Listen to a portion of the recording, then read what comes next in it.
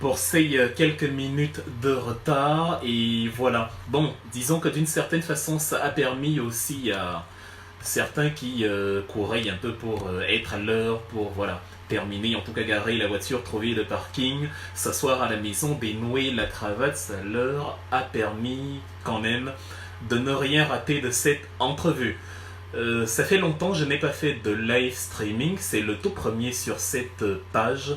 J'espère ne pas avoir perdu la main, j'espère que je ne vais pas vous ennuyer dans les minutes qui vont suivre, j'espère que le thème que j'ai choisi et que la façon dont je vais le développer sera assez plaisant et j'espère que voilà, on gardera un bon souvenir et de très belles leçons de l'échange de ce petit atelier d'information que nous faisons. J'ai titré la vidéo Sérum anti-tribalisme parce que voilà, nous sommes à un moment assez particulier où on se disait que ça n'arriverait pas en fait sur plusieurs volets. La crise séparatiste, on le voyait ailleurs, on ne savait pas que ça nous toucherait. La crise humanitaire avec les déplacés et les réfugiés internes, on le voyait encore ailleurs. La crise génocidaire, on a vu son exacerbation au Rwanda avec les instrumentalisations qui vont avec. Et on a regardé ça comme un film, souvenez-vous, dans les années 2000, Hôtel Rwanda. Et on s'est dit, bon, ça arrive aux autres, ça ne nous arrivera pas. Le problème, c'est que les autres, c'est non, en fait, tant que ce n'est pas non. C'est-à-dire, si quelqu'un se blesse, en fait, c'est toi qui es blessé. C'est un autre toi, en fait, mais ça reste toi quand même. Et quand ce n'est pas le toi, permettez-moi la répétition, tu as l'impression que c'est très loin. Et donc, c'est malheureusement arrivé à nous aussi, au point où pour les autres, nous sommes devenus les autres. Et il est important, c'est une façon de tirer des leçons de ce qui est arrivé justement à ces fameux autres. Il est important quand on connaît le dénouement de cette situation, quand on connaît la tragédie avec laquelle certains chapitres se sont fermés, il est important de prendre les devants pour que ce type d'hécatombe n'arrive pas chez nous. C'est ce qui justifie en fait le fameux atelier d'information. C'est ce qui justifie en fait que je sois avec vous ce soir. Voilà. Donc je vous souhaite la bienvenue sur ma page pour ceux qui la découvrent à peine. Et en tout cas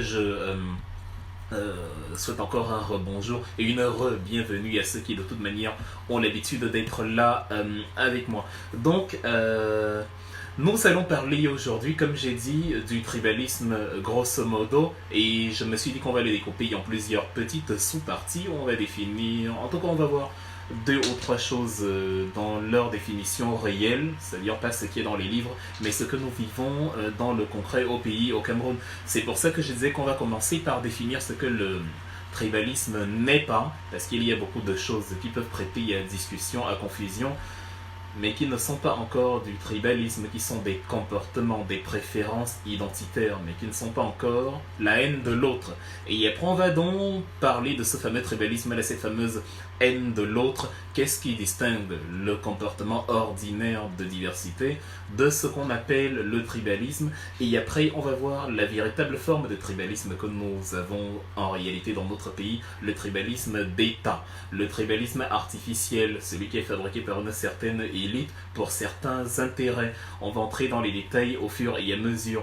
Et ensuite, on va voilà, établir une corrélation. Si vous avez regardé droit de réponse tout à l'heure, vous avez entendu Angélbert Le Bon d'Achois qui faisait un peu le compte rendu des sévices que subissent, ou encore le porte-parole du MRC sur sa page Facebook de Maurice Kamto, les sévices que subissent actuellement les MRCistes incarcérés, notamment le vice-président Mamadou Mota après les événements qu'il y a eu à la prison centrale à Yaoundé. Donc nous allons voir comment ça se conçoit, d'où est-ce que ça naît et quelles sont ses répercussions visibles, le mépris d'État, parce que c'est ce à quoi on a affaire, le traitement par l'élite de ses concitoyens de manière inhumaine pour des questions de pouvoir. Donc ce sera en fait ça grosso modo. Alors le tribalisme d'État et le mépris d'État qui va avec. Donc on va après établir une sorte de parallèle avec, on va d'abord voir pourquoi est-ce que le tribalisme d'État existe, quel est l'intérêt, le but recherché par ces gens-là qui le fabriquent. Et après, on va établir le parallèle avec la phrase de Maurice Kamto au Conseil constitutionnel, cette phrase à polémique qui a suscité beaucoup de discussions et qui a été instrumentalisée à suffisance par des gens qui ont pris ça pour du pain béni pour justement faire valoir ce qu'ils avaient envie de faire valoir. C'est d'ailleurs l'une des matérialisations du tribalisme d'État, faire porter à quelqu'un d'autre le chapeau de ce qu'on pratique en fait soi-même. Donc, que signifie faut-il un concours pour être bolo? Qu'est-ce que Maurice Kamto a voulu dire par là? Et qu'est-ce que les gens ont compris à travers ça? Quelles sont les manipulations, en tout cas les bifurcations qu'ils en ont fait? Donc, voilà. Et après, je vais vous parler de mon fameux projet, la journée d'éducation et d'éveil politique, la JEEP. C'est comme ça que j'ai baptisé cela. Je l'ai planifié pour le 3 août 2019 dans la ville de Douala. Mais avant qu'on y aille, en fait, je sais pas pour vous, mais j'ai envie de vous faire écouter quelque chose pour réellement entrer et permettre aux deux personnes qui peut-être aimeraient nous rejoindre avant le début des choses. En tout cas, j'aimerais vous écouter la reprise en fait d'une chanson. Peut-être que je vous ferai écouter la chanson elle-même en fermeture de rideau, mais la reprise de cette chanson, elle est de Singila en fait, et je crois le titre c'est La femme de quelqu'un, elle est toute récente. Vous allez comprendre pourquoi. Grosso modo, il s'agit en fait d'une femme qui a quitté son chéri et lui qui tente de la récupérer. Il se dit bon, je dois changer mon comportement, je dois améliorer mon comportement pour la retrouver, sinon je l'ai perdue à jamais. Il y a l'autre, le ravisseur amoureux qui, tout sourire, dit voilà, c'est la mienne à présent. Mais je préfère la reprise parce que la reprise en fait est la réponse de la fameuse femme. J'ai vu ça et c'est la raison pour laquelle j'ai pris cette chanson comme exemple. J'ai vu ça un peu comme ce Cameroun que nous sommes en train de piétiner et de précipiter vers la voie de la barbarie et qui un jour va nous amener vers un trou irrécupérable où nous n'aurons que nos yeux pour pleurer. Si nous continuons à céder à cette barbarie, à cet élan de tribalisme, à ces manipulations, un jour nous allons nous rendre compte qu'en fait nous ne faisions pas du mal aux autres. Parce que quand le mal arrivera, il nous touchera, nous tous, nous serons tous perdants. Et quand nous demanderons au Cameroun, un autre cher pays, un peu comme les autres pays africains, de revenir vers nous, il nous dira « Je suis désolé, mais quand je t'ai appelé, quand je vous ai appelé, quand je vous ai dit de revenir à la raison, vous ne l'avez pas fait. Donc maintenant, j'appartiens à quelqu'un d'autre. J'appartiens à la barbarie, j'appartiens au tribalisme, j'appartiens aux grandes puissances qui viennent me piller. Et voilà, vous m'avez perdu à tout jamais. » Donc, 1 minute et demie de ce petit extrait et vous allez comprendre. J'aimerais que vous l'écoutiez justement avec un regard plus politique que romantique. La chanson est de Singila et la jeune fille qui la reprend, je ne connais pas son nom, mais je pourrais vous envoyer le lien sur YouTube. Elle est très jolie, la chanson en elle-même, et elle est très bien reprise.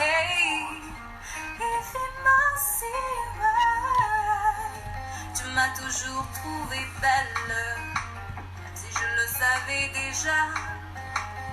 T'aimais mon naturel, du coup t'es tombé sous mon charme. T'as ôté mes guenilles, mais je me sapais avant toi. Tu m'as vu car je brille, j'avais tout pour faire le poids. Mais à côté de moi ton monde a changé, on ne parlait que de toi. Et elles se sont toutes mises à tes pieds, alors tu t'es pris pour un roi. Aujourd'hui tu ne fais qu'appeler, oui Singé, tu ne fais qu'appeler. Mais moi je ne peux plus décrocher, parce que je suis la femme de quelqu'un. Même si tout ton monde a changé, mes sentiments n'ont pas changé. Tu ne peux plus me déranger, à présent je suis à quelqu'un. J'espère que vous appréciez les paroles avec moi. À présent, je suis à quelqu'un. Notre pays nous dira un jour. À présent, je suis à quelqu'un. À présent, j'appartiens à ces voix horribles, à ces voix des ténèbres que vous avez appelées vers moi. Quand ça sonne et qu'on l'appelle, sa priorité c'est moi. Je t'ai donné mon cœur sans même hésiter. Tu m'as trompé tant de fois. Quand nos chemins se croisent, je mets à penser que ma vie est bien mieux comme ça. Oui, Singer, arrête de m'appeler. Surtout toi, je ne vais plus te parler. T'as joué, il faut assumer. Maintenant, j'appartiens à quelqu'un. Mes sentiments n'ont pas changé. Je ne veux plus être dérangée. Don't call me, je suis occupée. Je suis la femme de quelqu'un. Alors, je crois que nous pouvons l'arrêter là, la fameuse musique, et démarrer véritablement. S'il faut vous faire un petit résumé de ces chansons, vous l'avez compris, vous êtes assez intelligent pour faire le parallèle. Elle est en train de dire, voilà, à présent je suis à quelqu'un, ne m'appelle plus, il n'y a plus de marche arrière possible. Et j'étais en train de dire que par rapport à notre pays, le Cameroun, si nous ne faisons pas attention avec les dérives auxquelles nous nous livrons, on va se retrouver aussi dans un contexte où le point de non-retour ne sera plus possible. C'est comme ça qu'on appelle cela le point de non-retour. Il y a des gens qui se servent des réseaux sociaux, il y a des gens qui se servent de leurs amis, de leurs influences, il y a des gens qui se servent de leur pouvoir pour écraser les autres en fonction de leur ethnie, en fonction de leur tribu, en fonction de leur identité, en fonction de leurs différences, en pensant que cela perdurera éternellement. Non, le choc de deux éléments s'annule lorsque les deux viennent vers l'autre avec la même ardeur, la même vitesse, et du coup, cette perte-là, en tout cas le résultat qu'il arrive, nous le partageons de manière équitable. Si nous construisons la nation, si nous créons ce qu'on appelle la cohésion nationale, nous serons tous gagnants. Il n'y aura pas de tribu de vainqueurs et de tribu de vaincus, mais si nous précipitons vers le chaos, en tout cas le chaos, il concernera tout le monde. C'est comme le soleil, il pleut sur tout le monde, c'est comme la pluie, elle tombe sur tout le monde, elle ne fait pas de discrimination. Quand les éléments se déchaînent, nous y passons tous. Donc c'est pour ça que pour moi, une chanson comme celle-là revêt une grande importance, pour que ceux qui ont la tête dure et qui ont encore des difficultés à le comprendre, le comprennent quand il est temps. La seule récompense quand le chaos arrive, c'est au moins pour ceux qui se souviennent qu'avant que le chaos ne soit là, ils avaient prévenu, attention, ne prenez pas cette voie-là. La violence, la barbarie, le mépris, tout ça, ce sont des concepts absolument démocratiques que tout le monde peut utiliser contre les autres. Et donc, si nous devenons tous violents, méprisants, barbares, tribalistes, discriminatoires, qui sera le gagnant dans cette histoire? Nous allons tous, justement, tomber dans la crevasse. Alors, pour ceux qui veulent construire le pays, peut-être pour nous qui avons une vision autre, ayant vu les pays industrialisés, on se dit ce serait bien quand même si nos pays ressemblaient à ça, comme ça nous n'aurions plus à voyager, nous n'aurions plus à quitter nos pays pour aller en Occident, et nous serions contents d'être voilà, aussi à la maison, sans subir la haine des autres, parce que nous aurons bâti une nation qui est agréable à voir et où il fait bon vivre. Donc c'est en fait de cela qu'il s'agit, c'est en fait de cela qu'il devrait s'agir, c'est à cela que nous devrions occuper notre temps. Malheureusement, les tétanos, les virus, les abcès, les gangrènes, comme j'aime à les appeler, sont venus diffuser totalement le chemin qu'on avait à prendre, et dont on a, à la place d'un chemin droit, on a plusieurs branches où on ne sait plus vraiment où aller. C'est ce qu'on appelle la distraction. Et comme on est sur le volet du tribalisme, on est totalement dans la distraction tribale, la diversion tribale, le repris identitaire au profit de quelques-uns. Mais alors, c'est quoi le tribalisme, puisque c'est de ça qu'il s'agit? Comme j'ai dit, je vais commencer à dire ce que le tribalisme n'est pas, parce que ça me permet, enfin pour moi, c'est un angle de vue qui permet de mieux comprendre de quoi il s'agit. Le tribalisme n'est pas quoi? Le tribalisme n'est pas le fait d'être fier d'être Ewondo, le fait d'être fier d'être Bassa, le fait d'être fier d'être Mundankirdi ou Peul, non. Ce n'est pas ça le tribalisme. Si je suis Ewondo, oui, c'est normal, je suis Ewondo, j'en suis fier. Si je suis Banen, oui, c'est une très bonne chose, j'en suis fier, ça fait partie de mon identité, ça fait partie de mon essence, ça fait partie, voilà, de mon cadre familial. Mes parents l'étaient peut-être, voilà, mes parents le sont peut-être, je le suis dans le cadre familial, et d'une certaine façon, je peux même avoir une tribu d'adoption, j'ai peut-être grandi, je sais pas, chez les Fulbé, et donc du coup je suis, voilà, Fulbé dans l'âme, Fulbé dans la conscience, Fulbé dans la façon de réfléchir, Fulbé dans la façon d'appréhender la vie, Fulbé dans les pratiques culturelles, Fulbé dans mon quotidien. Donc ça, c'est une bonne chose. En fait, c'est un gage de diversité, c'est un gage d'identité, c'est une façon de dire nous sommes une mosaïque au Cameroun, nous représentons beaucoup de choses, parmi lesquelles les Fulbé, et comme je suis Fulbé, j'ai le devoir, j'ai le droit, mais surtout même le devoir de faire prévaloir, de promouvoir la culture Fulbé partout où je suis, que ce soit au Cameroun ou ailleurs. Je peux être à Yaoundé et je dis aux Ewondo de Yaoundé, et regardez, Chez nous, chez les Fulbe, dans le Septentrion, voici par exemple comment on mange à midi. Voici comment on... Et ça fait que certains Camerounais mutuellement découvrent les grandes richesses de leur pays. Les problèmes que nous avons dans notre patrie, c'est que les Camerounais, moi par exemple, je connais bien mieux l'Allemagne ou la France que mon propre pays, le Cameroun, parce que du point de vue des infrastructures, déjà nous ne voyageons pas beaucoup, et du point de vue des échanges culturels, les échanges culturels en pâtissent justement.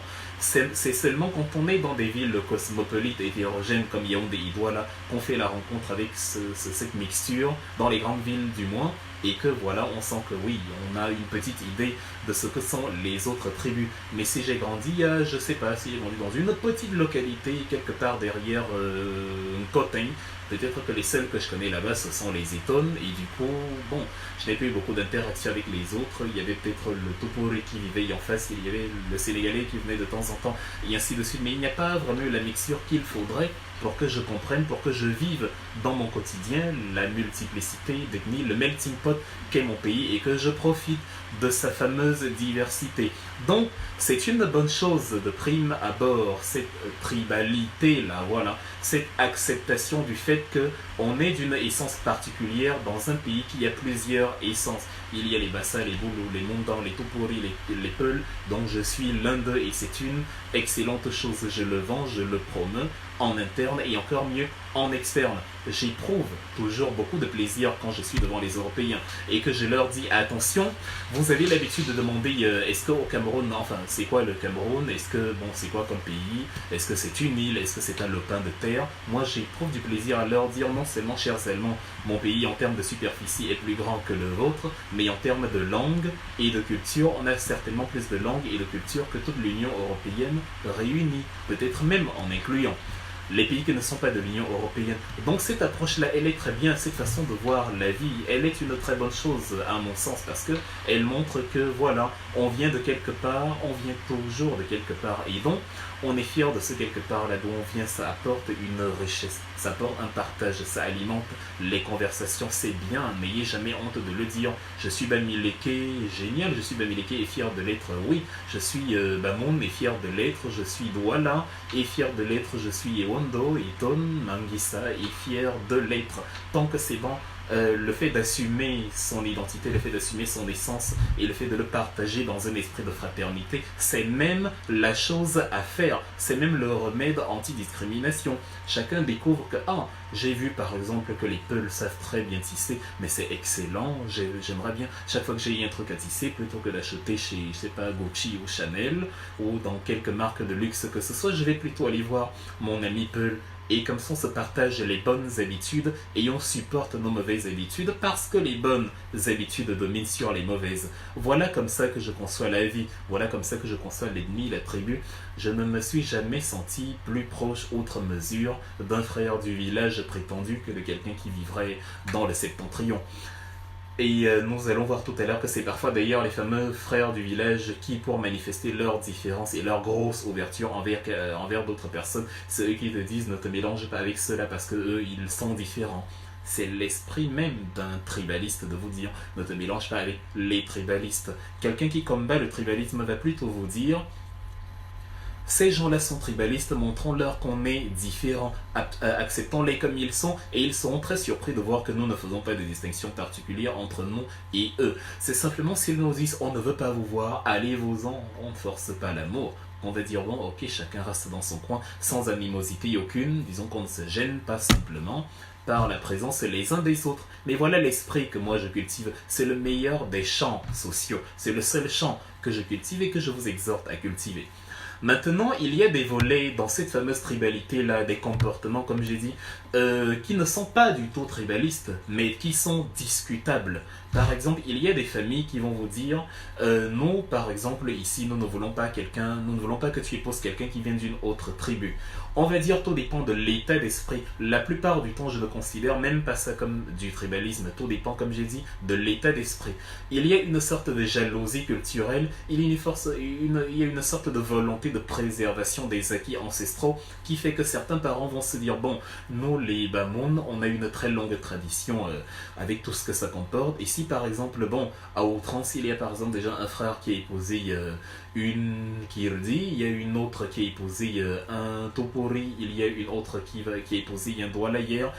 Si la quatrième épouse encore quelqu'un d'ailleurs, qu'est-ce qui va, enfin, comment va-t-on garantir la pérennisation de la culture? Est-ce que notre culture ne va pas fondre au mépris, enfin, au profit d'une autre culture? Donc, on va essayer dans une logique conservatrice de s'arranger à ce que les nôtres épousent prioritairement les nôtres. Comme j'ai dit, c'est discutable parce que c'est compliqué de faire comprendre à un couple qui s'aime que non, vous ne pouvez pas être ensemble parce que les parents ou alors la famille veulent que tu te mettes plutôt avec quelqu'un. Là, c'est discutable et c'est clair que dans ces cas précis-là, il faut trouver un compromis, il faut quelque chose qui arrange tout le monde. Il ne faut pas qu'on dise que bon, on se fiche pas mal des principaux acteurs pour l'amour de la tradition et l'amour des acquis, de la préservation des acquis ancestraux. On va les séparer et faire comme s'ils étaient des robots qui ne ressentent rien. Là, c'est discutable, mais ce n'est pas encore du tribalisme, ce n'est pas toujours du moins du tribalisme. Parce que oui, il y a un autre volet où dans la famille, le parent, il va vous dire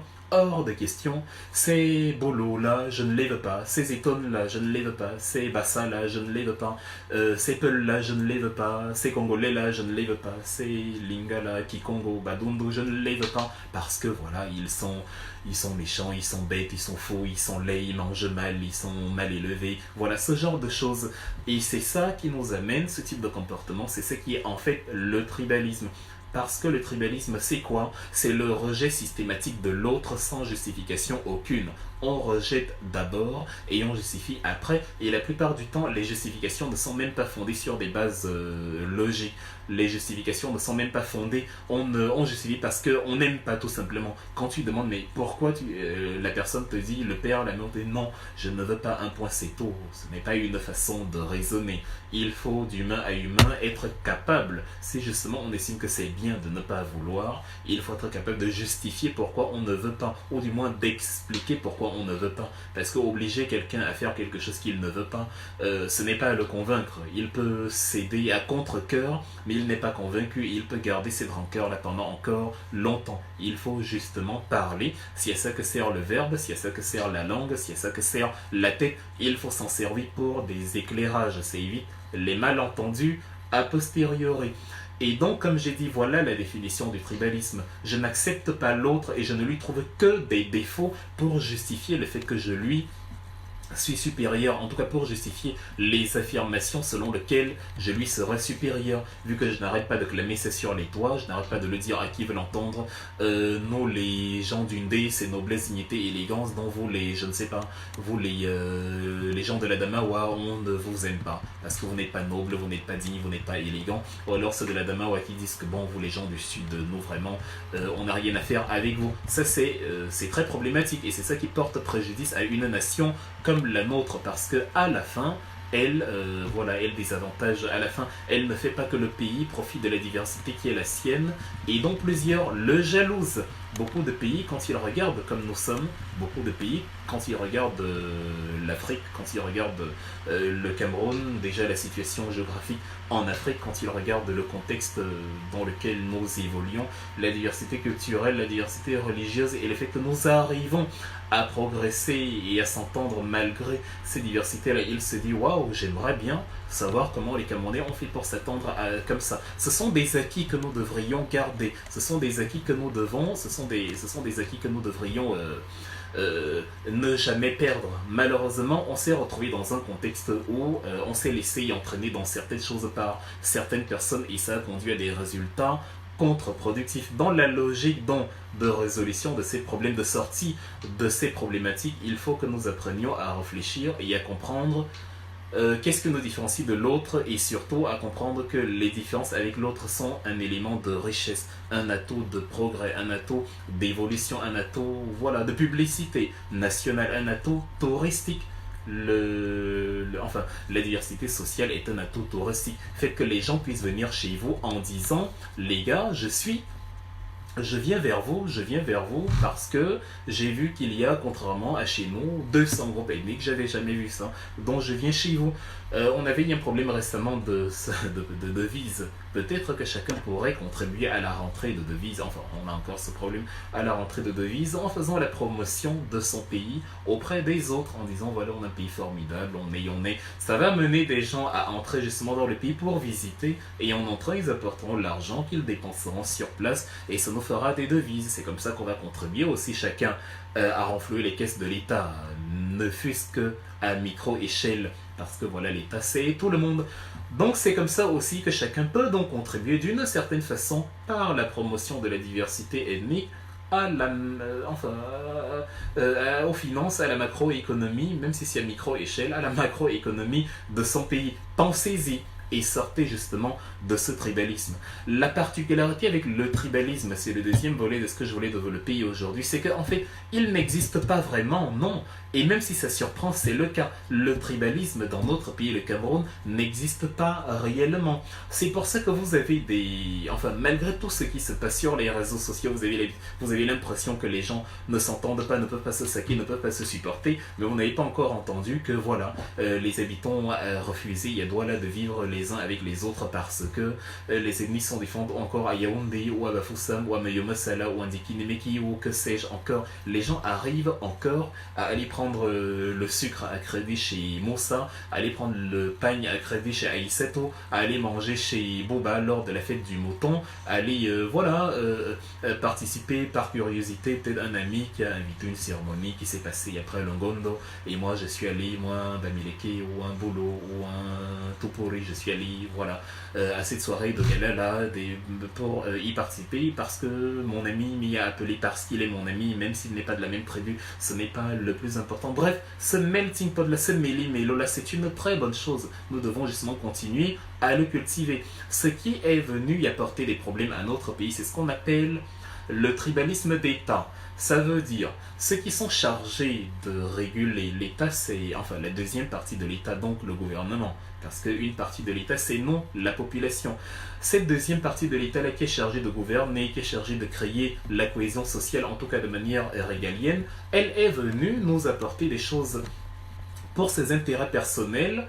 Elle est venue nous apporter des choses que nous n'avions pas. Elle est venue nous dire les Bamileke veulent la déstabilisation du Cameroun, les Bolo ou les Bamoun sont un problème pour la République, les Bassa veulent détruire la nation. Elle est venue nous mettre dans la tête des concepts que nous n'avions pas. On s'est mis à penser que quand on est Bamileke, soudain, on a le gène de la volonté de déstabilisation du Cameroun dans ses veines. Quand on est Mondang, quand on est Tupuri, on a dans l'ADN inscrit le code génétique de la destruction nationale et que les seuls qui veulent préserver l'intégrité du pays sont comme par hasard les Bétis qui sont pour la plupart au pouvoir, en tout cas du moins dont le tenant principal, l'ennemi dont est issu le tenant principal du pouvoir actuel, du moins de manière officielle, Monsieur Paul Biya.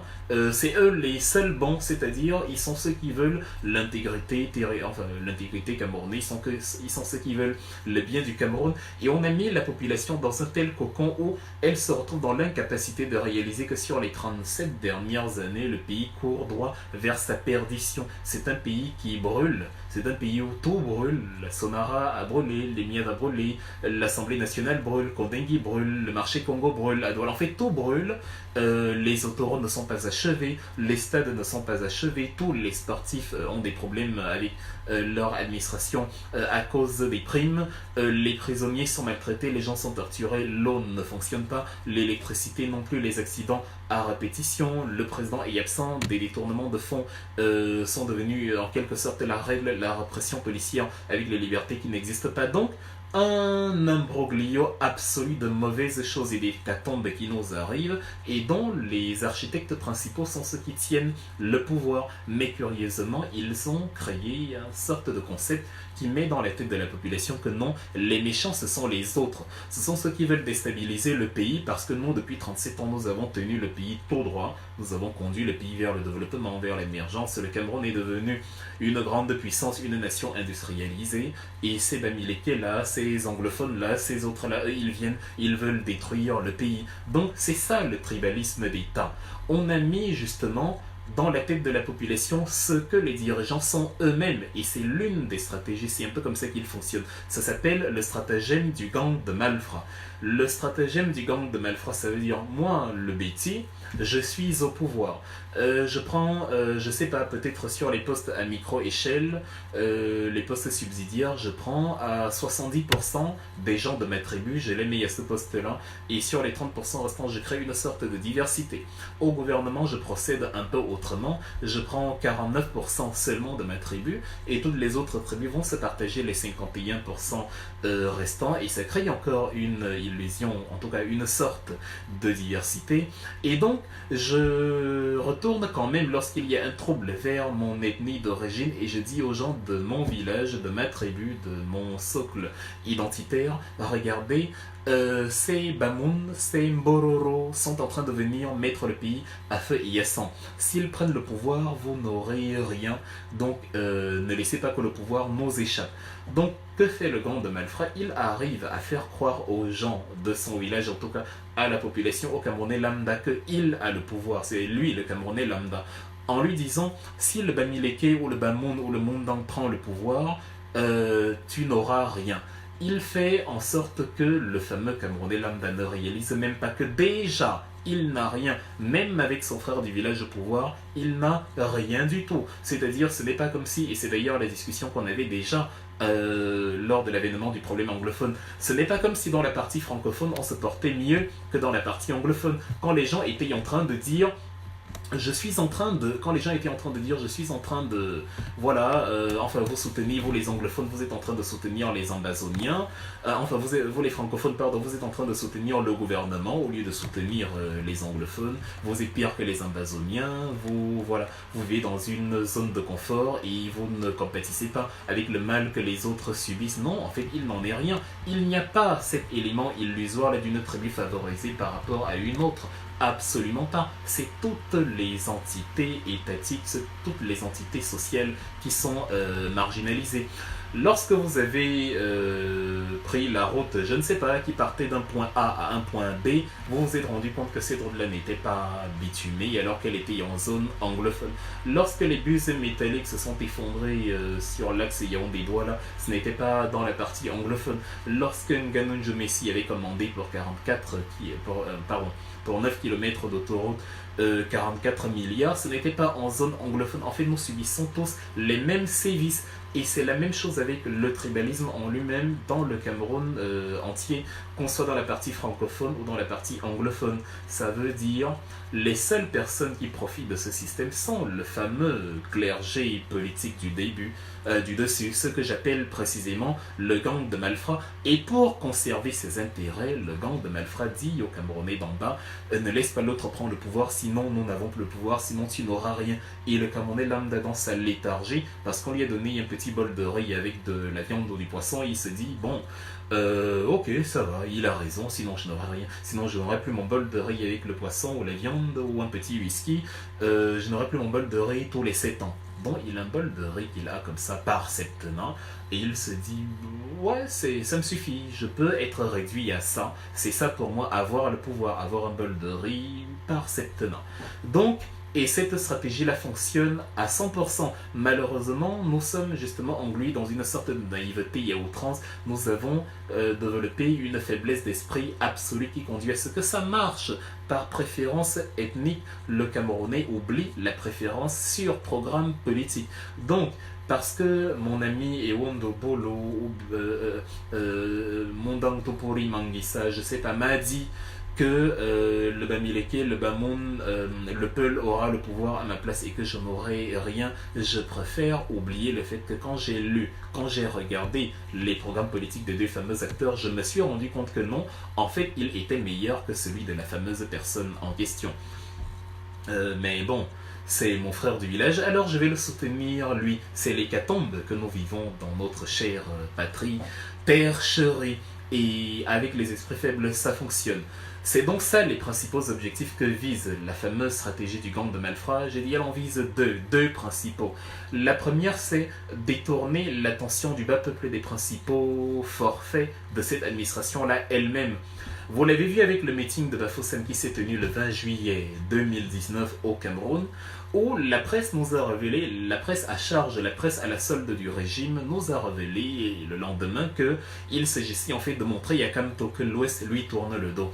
Les Camerounais, donc ces gens-là ont estimé que le plus grand problème du Cameroun actuellement, c'est de montrer à Kamto que bon, l'Ouest se fout de lui. Bon, sauf que Kamto est en prison, vous l'empêchez de parler, vous ne lui donnez même pas de téléphone, il ne peut plus faire ses communiqués, il ne peut plus... En fait, il est presque coupé du monde. Comment voulez-vous même qu'il sache que l'Ouest lui a tourné le dos actuellement? Outre le fait que les principales problématiques du Cameroun posées sur la table ne vous ont pas tant préoccupé que ça. Donc, le lendemain du jour où on nous disait que le meeting était consacré à la cohésion nationale et à la consolidation de l'unité pour dire non aux extrémistes, notamment ceux de la diaspora, les extrémistes présumés de la brigade anti-sardinard qui veulent déstabiliser le Cameroun avec les ambazoniens, avec les MRCistes et tout ce monde-là, différent des bonnes personnes, des bons Camerounais du régime et qui soutiennent le régime. Bon, le lendemain nous a appris que non, il n'en était rien. On voulait juste montrer à Kamto que non, l'Ouest t'a tourné le dos. Et c'est ça le gang de malfrats. Il vous dit, vous êtes tribaliste, mais c'est lui en fait qui vous dit le lendemain qu'en fait l'Ouest vous a tourné le dos. Mais si l'Ouest a tourné le dos à Kamto, bah super, ça veut dire que les Bamileke ne suivent pas Maurice Kamto et donc les Bamileke ne sont pas des terroristes ou des tribalistes et donc l'Ouest n'a pas voté Maurice Kamto sur la base du fait que c'est quelqu'un de l'Ouest, mais ceux de l'Ouest qui ont voté Maurice Kamto c'est parce que le programme politique les avait convaincus. C'est pour ça que ceux qui ne sont pas de l'Ouest, comme les gens de Douala dans le littoral, en tout cas du moins eux, ceux-là pour ne citer que ceux-là, ils l'ont voté, ils ont voté pour lui en grand nombre, quand bien même on donnerait du crédit au résultat que la Cour constitutionnelle a livré. Donc, il y a cette irrationalité, là vous voyez bien que ça ne tient pas debout. Tu es tribaliste aujourd'hui à 15h pile, mais à 15h02, l'Ouest t'a tourné le dos. Sauf qu'à 15h06, il y a encore un freugneux qu'on va envoyer à la télé et qui va dire non, ce monsieur est un tribaliste, lui, et toute la région dont il est issu. Voilà. Donc, la stratégie de diversion des forfaits de ce gouvernement-là fonctionne de cette façon. Ces gens qui ont été incapables de vous donner la Coupe d'Afrique des Nations, ces gens qui ont été incapables de s'asseoir, il y a eu presque une dizaine de sessions parlementaires depuis et aucune n'a posé le problème anglophone sur la table ou alors donné le feu vert à la All Anglophone Conference qui doit se tenir. Le chief Mokete y avait martelé du bâton sur le sol dernièrement en disant que mais qu'est-ce qui se passe? Pourquoi est-ce qu'on ne s'assoit pas sur les véritables problématiques? Il est temps de le faire, je m'en fous, je vous le dis. Et voilà, ils sont quand même passés dessus et ils ont estimé que la seule raison pour laquelle on peut se réunir en 2019 c'est de montrer à Kamto que non, l'Ouest lui a tourné les dos. Vous voyez, ils sont totalement hors sujet, totalement déconnectés de ce qui nous préoccupe pour de vrai. Il y a justement dans la problématique des détournements de fonds, monsieur Emmanuel Lebeau, quelque chose comme ça, qui s'est rendu coupable, en tout cas présumé, d'après les rapports, en tout cas d'après les récits officiels, il s'est rendu coupable d'avoir encaissé à lui seul, sur près d'une décennie, 2130 salaires fictifs. Il y avait une sorte de clergé avec lui, un groupe d'à peu près 250 personnes qui, en 3 mois, entre novembre 2000, je l'ai lu sur Caméra Actu, qui justement percevait de novembre 2017 à janvier 2018, donc en 3 mois, un groupe de 250 personnes qui ont perçu seulement pour eux 2 678 500 000 X francs CFA. Voilà, 2 600 millions pour 250 personnes. Je ne suis pas fort en calcul mental, je vous laisse vous-même faire le décompte de combien ils ont encaissé à ce moment-là. Et le ministre des Finances, en tout cas toute cette bande-là, à la lui Paul Motese, ont eu la charge du dossier pour étouffer la chose et en tout cas donner toujours l'image polie du gouvernement qui se porte bien. Vous avez vu sur Equinox TV ceux qui ont jeté un coup d'œil avant de venir ici tout à l'heure, le représentant RDPC a sorti quelque chose d'assez amusant. Je n'ai pas envie de parler de son nom ici, mais c'était assez rigolo. La République exemplaire en construction. Il y a des gens en 2019, pendant qu'on nous dit que le président Mamadou Mota a perdu beaucoup de sang et a le bras fracturé, pendant que la femme d'Albert Nzangan est encore en prison actuellement, pendant que des gens se font traîner dans la boue des étudiants par les forces de l'ordre qui malheureusement crée le désordre, pendant que les gens se font incarcérer sur des mandats de dépôt, et pendant que les gens qui sont censés être détenus à titre préventif ont 2, 3, 4 mois, 1 an, 2 ans en prison, on nous dit que le Cameroun est une république exemplaire de construction. Qu'est-ce qu'on va dire de la Norvège où les prisonniers ont le Wi-Fi dans leurs cellules? Si le Cameroun est une république exemplaire de construction, alors qu'on doit déféquer dans des seaux à condamner et manger avec ces mêmes mains-là, sans avoir la possibilité de se laisser être laver, que diront les Norvégiens? On te fracture le bras parce que tu as marché. En Norvège, Anders Breivik, celui qui avait assassiné près de 70 personnes sur l'île de Toya en 2012, s'était plaint qu'il n'avait pas de Wi-Fi. Lui aussi, il voulait le Wi-Fi dans ses cellules. Vous avez un meurtrier en série qui a même la possibilité de demander le Wi-Fi, si elle se demandait en quoi consiste sa punition au juste parce qu'il est en prison, mais c'est bien une petite chambre, très bien, comme une chambre d'étudiant, avec des livres, avec un lit, bref, tout se passe très bien, il a même une salle de sport où il peut s'exercer, même s'il le fait seul, mais en tout cas, il vit bien mieux que beaucoup de personnes qui sont en liberté actuellement au Cameroun. Donc, ce Cameroun-là est une république exemplaire de construction pendant que la Norvège est je ne sais pas trop quoi. Voilà, comme je vous disais, la stratégie du gang de malfrats. Détourner des véritables problématiques et vous amener dans des sentiers qui n'ont aucun sens, comme ces problématiques du meeting de Bafoussam. L'Ouest tourne le dos à Kamto. Voilà le problème actuellement. L'Ouest tourne le dos à Kamto. Une petite fille de 4 mois s'est fait ouvrir le crâne.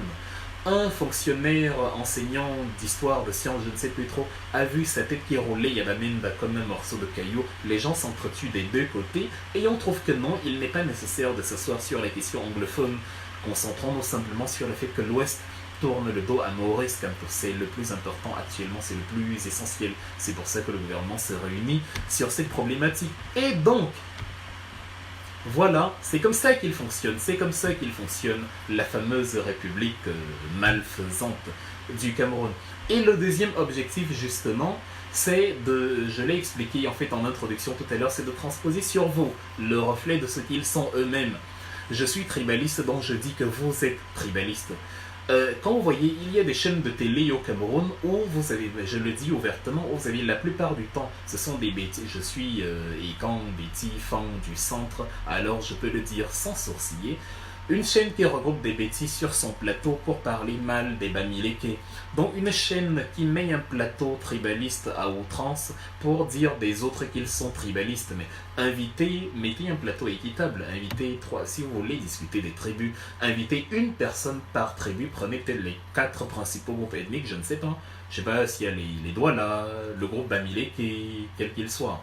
Le groupe du centre, le groupe fan du centre, et je sais pas, le groupe nordiste, prenez comme ça. 4 entités comme ça, ou encore le groupe anglophone, 5 entités, prenez-les et maintenant discutez, voilà. Qui a fait quoi, ne restez pas entre vous en vous donnant l'illusion que vous avez raison, en disant voilà, ces gens-là, ces tribalistes-là, non, c'est vous qui êtes tribaliste à présent.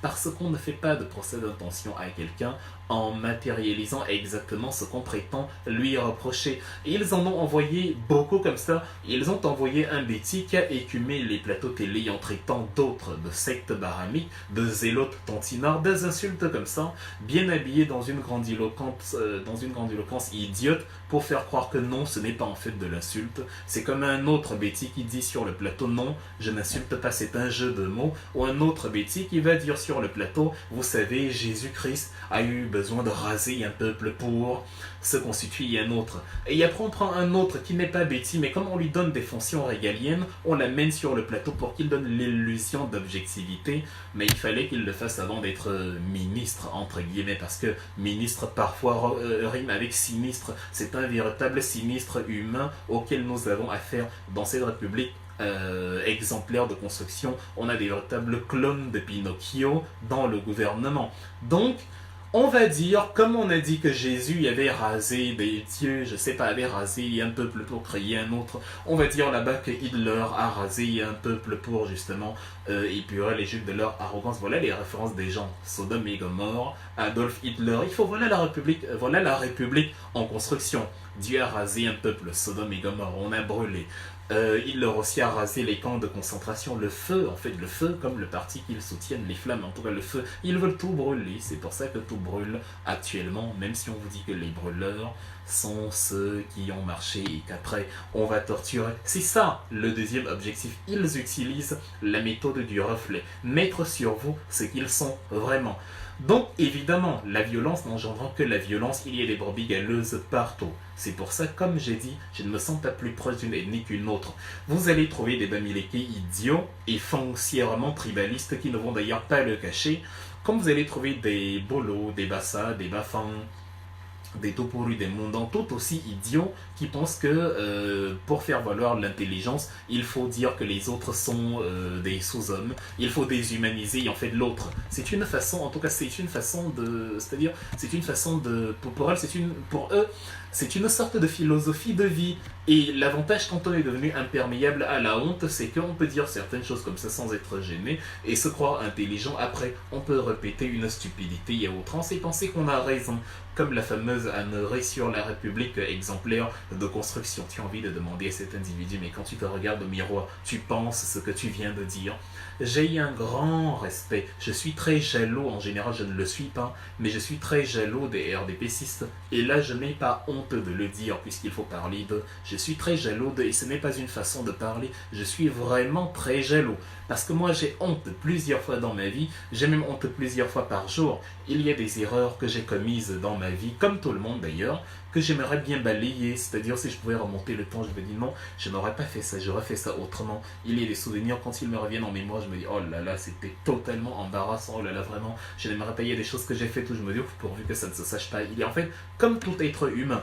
À la différence de certains êtres humains, ceux-là, la honte chez moi existe encore. Chez eux, il y a une sorte de turn-off.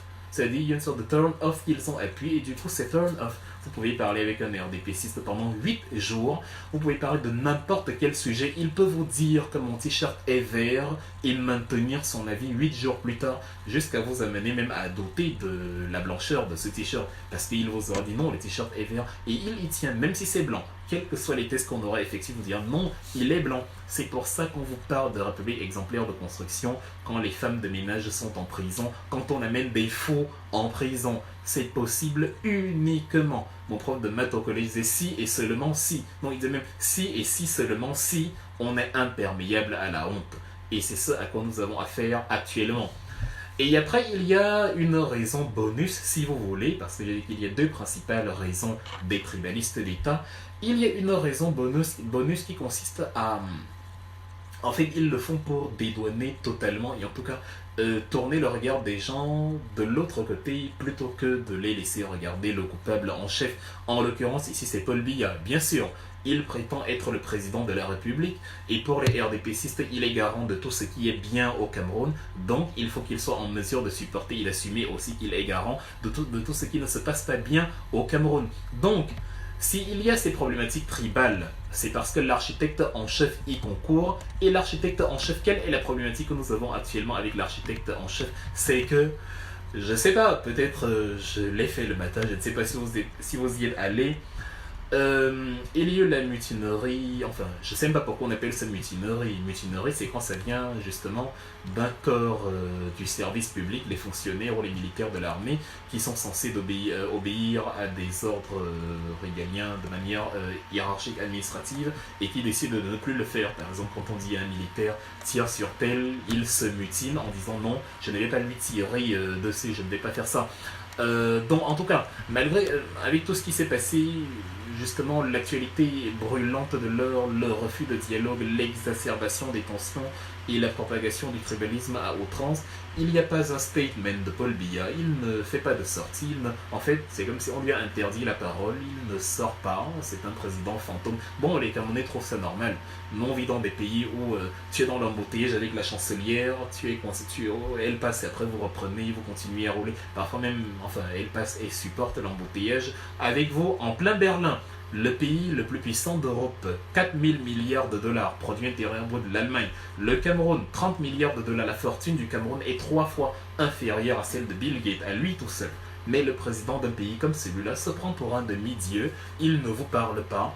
Et quand vous voulez lui parler, comme dans les articles que j'écris sur lettre à Paul Biya, on me demande tu es qui pour parler à Paul Biya. Donc, il ne vous parle pas, et après vous ne devez pas lui parler aussi. C'est Dieu qui vous gouverne. En fait, le Cameroun est une théocratie.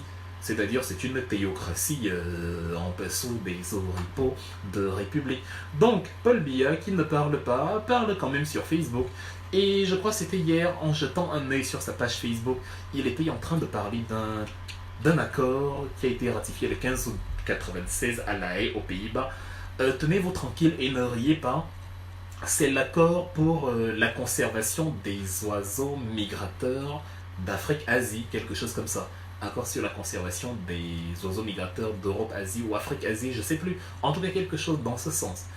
Je sais pas combien de Camerounais sont préoccupés par les oiseaux d'eau migrateurs. En fait, qu'est-ce que c'est d'ailleurs? Je veux dire, ça parle à qui, oiseaux d'eau migrateurs? Nous avons un contexte politique assez compliqué et le président prend Facebook pour dire que voilà, nous allons maintenant parler de l'accord des... En fait, il est déconnecté, il n'est pas là.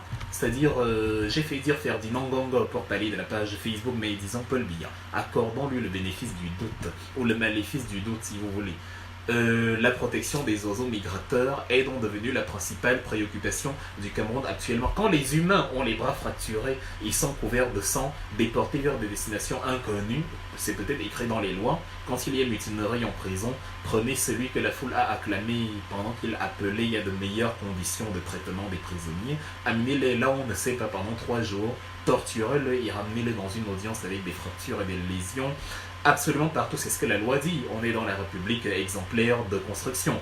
Donc, comme c'est dans la loi, on peut donc penser à autre chose, notamment la conservation des oiseaux d'eau migrateurs. Ça nous ramène au volet suivant que je voulais développer tout à l'heure, le mépris d'État. C'est-à-dire, c'est le corollaire du tribalisme d'État.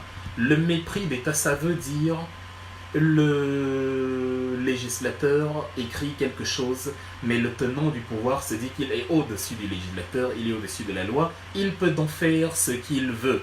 C'est pour ça que vous avez des gens qui se font... Enfin, la prison est devenue prison rime avec Armageddon. La preuve, vos compatriotes vous menacent de la prison parce qu'ils savent que là-bas vous êtes torturés et ils sont contents. Si tu as écrit sur Facebook « Je n'aime pas Paul Biya », ton frère Camerounais te dit viens au Cameroun, ce sera Kondengui direct. Et il est content qu'on va te torturer à Kondengui. Parce que toi tu as écrit je n'aime pas Paul Biya. Donc le fait que tu aies écrit je n'aime pas Paul Biya est le plus gros délit actuellement. Ça justifie qu'on te brise le bras en prison. Ça justifie qu'on te pose les rangers, des militaires sur la tête. Tu es le plus grand criminel du Cameroun. C'est lui qui a volé quelques milliards. Lui ça va, parfois ils sont dans des suites dorées quand ils sont en prison. Parfois, ils ne sont même pas en prison. Et voilà, ils sont libres, ils sont totalement dehors, ils n'ont pas de problème, ils vaquent à leurs occupations. Mais toi, comme tu as utilisé Facebook pour faire valoir ta pensée, parce qu'il fallait aimer Paul Biya par obligation, et que toi, malheureusement, tu n'aimes pas Paul Biya, on te dit tu as mérité d'aller te faire torturer. Voilà comme on a transformé tout un peuple en monstre. Les Camerounais ne savent plus, ils ont perdu toute humanité pour justement des stupides questions de tribu et de pouvoir qui nous désavantage tous. Nous allons voir dans un instant les 2 seules tribus qu'il y a au Cameroun et chacun va faire en son âme et conscience l'analyse de sa propre situation. Est-ce que je suis de cette tribu-là ou de l'autre? Parce qu'il n'y a pas de tribu intermédiaire, désolé. Il n'y a pas de classe moyenne au Cameroun. Il y a une tribu au-dessus, une tribu à côté qui se fait écraser. Donc, le mépris d'État se matérialise par la banalisation de la violence, l'expression exagérée de la force, simplement parce qu'on a la force et donc on martyrise celui qui lui n'a pas la force et on croit qu'il a tort. Vous imaginez, vous arrivez aujourd'hui, vous vivez en Europe, supposez. Prenons un élément de la brigade anti-Sardinard ou même Wilfried et Kanga, parce que je ne sais pas, peut-être que moi aussi je suis certainement dans la fiche S du camp des terroristes qui veulent déstabiliser le Cameroun parce qu'ils écrivent sur Facebook je n'aime pas Paul Biya. Donc j'arrive à l'aéroport Yaoundé-Nsimalen, on dit monsieur suivez-nous, on vous met dans le fourgon, on vous amène au CED ou à Kondengui ou je ne sais pas, dans une destination inconnue comme ils ont l'habitude de faire.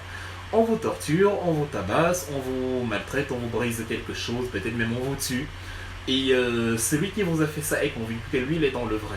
Mais si on mesure maintenant la gravité des forfaits, dans une logique rationnelle où les forces sont équivalentes, l'un a écrit sur Facebook « Je ne t'aime pas », l'autre a dépensé pendant 4 mois en moyenne par an sur 37 ans 40 000 francs suisses pour un étage, pour une suite entière, pour une suite et par extension un étage entier dans un hôtel en Suisse, en plus d'avoir à louer les parkings d'avions sur un aéroport aussi cher que celui de Genève contraint. La Suisse est le pays en Europe avec le Luxembourg et le Liechtenstein au niveau de vie le plus élevé. Le prix moyen, le salaire moyen d'un Suisse par an est de 80 000 €. C'est supérieur par 2 fois au salaire d'un Français et 1 fois et demi au salaire moyen d'un Allemand. 80 000 €. Sauf que vous avez un Cameroun, et le Cameroun qui est, selon les chiffres de la Banque mondiale, à la 98e place sur à peu près 154 pays, des nations les plus industrialisées, en tout cas les plus pauvres du monde. Il est presque il est dans les 100 derniers. Enfin, il est 98, on est même gentil, en fonction de certains rankings. Il est 105e ou 110e sur à peu près 150 pays. Et voilà, lui, le président de ce pays-là, qui est parmi les tout derniers, se permet de dépenser en 2 jours ce qu'un Suisse dépense en 6 mois. C'est-à-dire 20 000, enfin, pardon, ce qu'un Suisse dépense en 1 an. Ouais, c'est-à-dire carrément en une nuit, ce qu'un Suisse dépense en 6 mois. Oui, un Camerounais dépense en une nuit, 24 heures, ce qu'un Suisse dépense en 30 fois 24 heures, enfin, pardon, 30 fois 24 heures fois 6. C'est-à-dire c'est assez exceptionnel. Mais comme c'est celui qui dépense des sommes faramineuses qui a la force policière, lui, il vous tabasse parce que vous avez écrit « Je n'aime pas Paul Biya » et il se donne l'illusion qu'il a raison. Voilà comment fonctionne le Cameroun. C'est la fameuse loi du plus fort dont parlent les gens de La Fontaine dans la fable du loup et de l'agneau, ou même dans le corbeau et le renard, c'est à peu près la même chose. C'est-à-dire, dans la parabole du loup et l'agneau, un agneau s'est désaltéré dans un ruisseau, et après le loup vient, le loup commence à parler avec lui, le loup dit bon, faut que je te mange, etc. L'agneau dit non, tu peux pas me manger, voilà les arguments. Mais à un moment donné, le loup n'a pas vraiment de raison de manger l'agneau, parce que les arguments de l'agneau sont convaincants. Bon, soudain le loup décide, je te prends, je t'amène avec moi et je te mange tout simplement, sans autre forme de procès. C'est ça la loi du plus fort. Il ne cherche pas à savoir si vous avez raison ou pas. C'est l'ADN d'un état barbare, c'est la signification même de l'état sauvage. Ce n'est pas parce que vous avez raison ou tort que vous êtes d'un côté ou d'un autre. Le même Jean de La Fontaine disait, selon que vous serez puissant ou misérable, les jugements de cour vous diront blanc ou noir. Donc au Cameroun, c'est en fait ça. Comme tu n'as pas le pouvoir, comme tu n'as pas un nom, tu n'as pas un frère quelque part, tu n'as pas la police à tes côtés, même si tu as volé une brouette, on va te brûler. Mais quand tu as la police à tes côtés, bon, tu peux prendre le budget de l'État et aller te pavaner avec en séjour privé, il n'y a pas de problème, ça va, c'est même pardonnable, c'est tout à fait excusable. C'est comme ça, c'est sur ces paradigmes idiots et hideux que fonctionne le Cameroun. Donc, c'est dans la logique, c'est la logique dans laquelle fonctionnent ceux qui prétendent aujourd'hui détenir le pouvoir. C'est le mépris d'État, là, ce mépris exacerbé. Et comme on était en train de parler des 2 principales tribus, je voulais dire, attention, ne pensez pas, ou du moins ne pensez plus qu'il y a 2 tribus au Cameroun et que les uns bénéficient de quoi que ce soit par rapport aux autres. Tu t'appelles peut-être Ondoa, Vondon, Benga. En fait, j'ai déjà vu, il y a beaucoup de tribalistes qui commentent ce live et qui sont en train d'écrire beaucoup de choses. Rassurez-vous, je sais ce que je ferai de vous à la fin. Tous ces tribalistes-là dont pensent que, bon, comme il y a un Bimvondo au pouvoir et que je m'appelle, je suis un Ekang aussi qui s'appelle Ekanga ou Abanda ou Ilundu ou Vondo ou Vogo. Mais j'ai le pouvoir, c'est-à-dire ça, vraiment, le pouvoir, c'est d'Amérique, là, ils n'auront rien.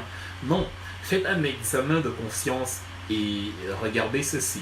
Les seules tribus au Cameroun sont, avec des nuances évidemment, la tribu d'un peuple indigné, 1, contre une élite indigne, 2. C'est comme ça que ça fonctionne. Le peuple indigné contre l'élite indigne. Si tu n'es pas de l'élite, oublie. Ce n'est pas parce que ton cousin député t'a donné 100 000 francs hier avec lesquels tu vas te pavaner pendant une semaine que tu vas croire que tu sers à quelque chose, même si c'est 20 millions, 50 millions, je sais pas, qu'on te donne, ça finira par s'épuiser un jour. Et tu te rends compte que non, tu n'avais pas accès à la manne infinie à laquelle eux ont accès, les sources inépuisables de la vente du pétrole et de nos ressources naturelles qui devient leur compte privé et qui font qu'ils peuvent se sucrer à vie. Si tu n'es pas de cette élite-là, tu es hors sujet. Si tu penses que tu as le pouvoir, nous avons le pouvoir. Pourquoi moi, le bêtise, je considère que non, nous n'avons pas le pouvoir. La population n'a pas le pouvoir. On vous dit, vous avez le pouvoir, le peuple est souverain, mais on ne fait rien dans votre sens.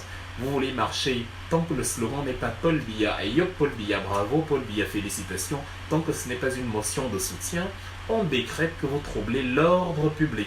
Parce que c'est le fait de paralyser la circulation pendant 2-3 heures. Pour quelqu'un qui va passer pendant 10 minutes, ça ce n'est pas le trouble à l'économie, ce n'est pas le ralentissement de l'activité économico-financière d'un pays. Non, là-bas c'est plutôt une très bonne chose parce que c'est le tenant du pouvoir qui le mène. Non, voilà le mépris d'État. Et maintenant, si vous n'êtes pas convaincu, regardez bien. Le seul, c'est-à-dire quand vous regardez Paul Biya, ce n'est pas comme s'il n'a mis que les Bamileke en prison parce que les bêtis ont le pouvoir. Lorsque vous êtes de l'élite, vous êtes tranquille. Lorsque vous êtes de la population, vous êtes piétiné. Maintenant, si vous êtes de l'élite, quelle que soit votre tribu, arrangez-vous simplement à ne pas vouloir prendre à Paul Biya son pouvoir, parce qu'il trouvera une raison de vous mettre en prison. Que vous ayez marché ou pas, que vous ayez cassé les ambassades ou pas, comme on n'arrête pas de coller Yamores Kanto, que vous ayez brûlé Kondengui ou pas, comme on le colle à Namadou Mota, que vous ayez fait quoi, tenter de déstabiliser le Cameroun, financer les anglophones comme Nadengo ou pas, a priori, vous serez incarcéré de toute façon. C'est pour ça que, partant de ce cher Aïssi Modo, en passant par Marafa Amidou Yaya, ou encore Titus Edjoa, ou encore justement Edgar Allan Bengo, ou maintenant Maurice Campo, vous voyez que toutes les tribus plus ou moins sont représentées. Titus Edjoa, il n'est pas Bamileke, il n'est pas nordiste. Marafa Amidou Yaya, il n'est pas Bamileke, il n'est pas sudiste. Maurice Campo, il n'est pas nordiste, il n'est pas Banto, il n'est pas Betty, en tout cas. Et donc, tous ces gens-là sont en prison. Qu'est-ce qu'ils ont en commun? Ils ont osé dire à Paul Biya que non, à partir de maintenant, ton Toumanam, ta chaise m'appartient. Ça, il ne le faut jamais. C'est à ce moment-là que vous comprenez que quelle que soit votre tribu, je suis désolé, vous serez de toute façon liquidé. Si on ne vous tue pas, on vous incarcérera. Maintenant, vous pouvez être de l'élite. Quand vous chantez les louanges de Paul Biya, tout va bien. C'est pour ça que vous avez Atan Ganji qui vient de la zone anglophone et qui peut faire tout l'étalage de son manque d'intelligence en allant contredire son premier ministre à la télévision. Bon, c'était en fait ça l'agenda caché, mais bon, il aurait été un peu plus malin et un peu plus subtil, il ne l'a pas fait. Vous pouvez vous appeler Isachi Roma, vous êtes du Nord, certes, mais tant que vous chantez Paul Biya, c'est comme le soleil. Quand il se lève, il brille, il se lève sur tout le monde. Bon, ça va, vous êtes un bon Camerounais. C'est ça le patriotisme, si vous avez remarqué. Le patriotisme, en 2019, c'est aimer Paul Biya. Moi qui n'aime pas Paul Biya, je suis un anti-patriote. Nous voulons déstabiliser le Cameroun. Ils ont créé en Europe une sorte de brigade des patriotes. La brigade des patriotes, ça veut dire la brigade des soutiens de Paul Biya. Maintenant, j'ai envie de poser la question. Si l'un des gars de cette brigade des patriotes décide demain de ne plus soutenir Paul Biya, même s'il ne rejoint pas l'autre brigade, la brigade anti-Sardina, est-ce qu'il devient moins patriote pour autant? Parce que c'est ça qui est rigolo. S'il dit qu'il quitte la brigade des patriotes et qu'il ne soutient plus Paul Biya, on va lui enlever le titre de patriote, parce que c'est ça la bêtise camerounaise actuelle. Tant que tu soutiens Paul Biya, tu es patriote.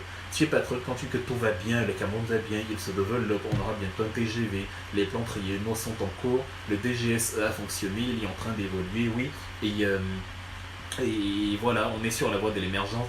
2035 arrive, Paul Biya sera lui-même là pour inaugurer l'émergence. Il aura 103 ans en 2037, mesdames, en 2035, mesdames, mesdemoiselles et messieurs.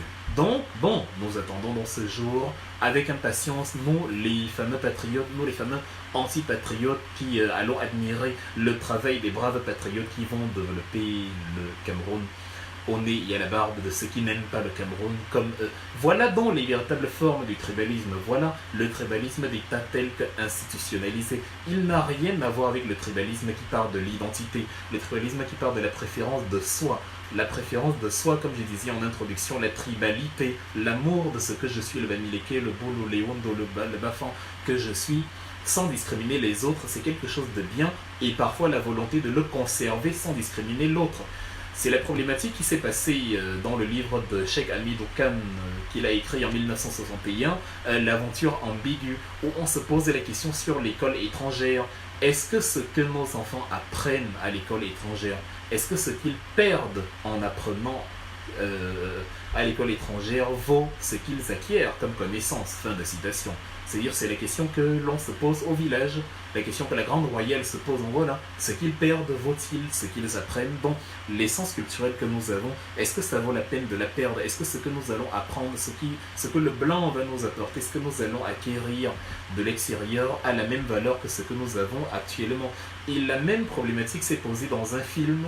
Si vous regardez, il y a un film très connu, plus ou moins dans les années 80, il est sorti en 1980, le film de James Joyce, Les dieux sont tombés sur la tête, il se passe en Afrique du Sud. Et il met un peu en scène la tribu, les Bochman, qui vivent dans enfin, on va dire, le primitif total, entre guillemets, parce que c'est comme ça que nous, les civilisés qui avons les t-shirts et les casquettes, avons appelé ceux qui marchent nus et en cache-sexe. Bon, mais sauf que dans leur vie primitive, eux, quand il tue un animal comme un antilope, l'acteur principal, qui, c'est son nom, il va dire à l'antilope avant de la manger, déjà il la tue pas, il la fait pas souffrir, il lui lance une première flèche qui l'endort, et pendant qu'elle est en train de s'endormir, il lui explique « Je suis désolé, j'ai besoin de ta chair pour nourrir ma famille. » Cela relève du cycle naturel établi par Dieu lui-même, donc il ne fait rien de mal en soi. L'homme est un animal et les animaux se mangent plus ou moins entre eux, et le hasard des choses, malheureusement pour les animaux, a mis l'homme au-dessus de la chaîne alimentaire. Sauf que ces humains-là, les prétendus primitifs, mangent pour se nourrir. Ils ne mangent pas comme l'homme moderne supposé évolué qui aujourd'hui sont en train plutôt de manger pour sont en train de tuer pour des raisons autres que les raisons nutritionnelles, et ils tuent pour se faire plaisir, ils tuent pour se montrer, ils tuent pour le pouvoir. On prend l'exemple des requins, on dit les requins tuent en moyenne 12 hommes par an dans le monde entier. Or, l'être humain tue en moyenne 11 000 requins par heure. Vous voyez donc que l'homme en fait est un barbare invétéré, et c'est un peu la problématique que nous avons. Donc, lorsque dans cette tribu Bochman, une bouteille tombe du ciel, comme on dit, les dieux sont tombés sur la tête, le monsieur qui la ramasse, l'homme, ce Bochman-là qui la ramasse, en tout cas je crois que c'est une femme, je ne me souviens plus des détails du film, se rend compte qu'en l'écrasant, c'est plus facile que la pierre parce que l'objet est rigide, ça permet d'écraser les aliments et tout, donc c'est un bon matériau. Et l'objet fait sensation au village, ça sert même parfois de sifflet, et donc l'objet devient très convoité au village où il devient la source de conflit, la source de bagarre, parce que chacun veut l'obtenir, chacun veut l'acquérir, et ça crée un conflit. La même question se repose donc, est-ce que ce qu'on acquiert de l'autre vaut ce que nous perdons? Est-ce que le fait d'avoir la pierre, d'avoir la pierre n'était pas mieux peut-être que le fait d'avoir maintenant une bouteille certes plus solide, mais qui nous apporte plus de problèmes? Donc voilà, c'est un peu ça la diversité, l'acceptation de soi-même, et la volonté de conserver et de ne pas s'immerger par assimilation dans l'autre. Or, le tribalisme d'État, lui, c'est la culture de la haine de son vis-à-vis parce qu'on veut conserver le pouvoir et la volonté de lui faire croire qu'il a le pouvoir alors qu'en fait, on se sucre sur son dos. C'est cela actuellement au Cameroun et rien que. C'est donc ce qui a amené, comme je vous ai dit, c'est ce qui a amené le professeur Maurice Kamto à poser les questions au Conseil constitutionnel. Faut-il un concours pour être boulot? Et la mauvaise foi des roublards comme Grégoire Oona, ministre prétendument du travail dans un pays où le secteur informel est à 80% de la population, 90 même, il vient dire qu'est-ce que ça vient faire ici, comme s'il n'avait pas compris. S'il n'avait pas compris cela, c'est qu'il n'a rien à faire au gouvernement parce qu'il faut être un peu plus intelligent que ça. Vous avez des gens qui vous disent « Nous les bêtis, nous avons le pouvoir ». après Paul Biya, c'est Paul Biya. Vous avez des gens qui, dans les administrations, ont carrément ethnicisé tout un boulot. C'est comme une famille. Même certaines représentations diplomatiques à l'étranger, vous entrez quelque part, je sais pas, une ambassade, en tout cas un consulat, quelque chose à l'étranger, vous vous rendez compte, ou au pays, à Yaoundé, dans les grandes villes, vous vous rendez compte que c'est, voilà, vous êtes en terre étrangère, parce que les gens ne parlent pas avec vous en français, ils se mettent à chuchoter entre eux dans leur langue, ils vous regardent, ils rigolent, ils vous mettent archi mal à l'aise, comme si vous n'aviez rien à faire là. Or, ils sont fonctionnaires chargés de vous servir. Et à ce moment-là, vous vous posez la question, mais si ces gens-là ont justement tribalisé la fonction publique à plus de 50%, si ces gens-là disent à la télé, sur les plateaux partout, après Paul Biya, c'est Paul Biya, nous avons le pouvoir, nous les Ewondo, c'est normal que je me dise, mais moi qui ne suis donc pas Ewondo, qui ne suis pas Bolo, comment je fais alors pour avoir le pouvoir? Je croyais que c'était un droit, je croyais que j'étais un Camerounais comme tout le monde qui a le droit au pouvoir. Voilà la question que Maurice Kamto pose dans ce jour-là, après justement que les élections aient été entourloupées avec... vous avez vu tout ce qui s'est passé d'ailleurs aujourd'hui, la plainte a été déposée par Madame Moreira, la chef de Transparency International qui demande, mais ils ont usurpé l'identité de notre organisme, Atanganji et sa bande, l'État du Cameroun, en faisant venir des gens chez eux pour légitimer une tricherie qu'ils avaient déjà ourdie dès le départ. Et comme on demande alors, bon, puisque vous manipulez tout pour que les bolos et consorts restent au pouvoir, moi aussi j'aimerais bien être bolo si c'est ça la condition.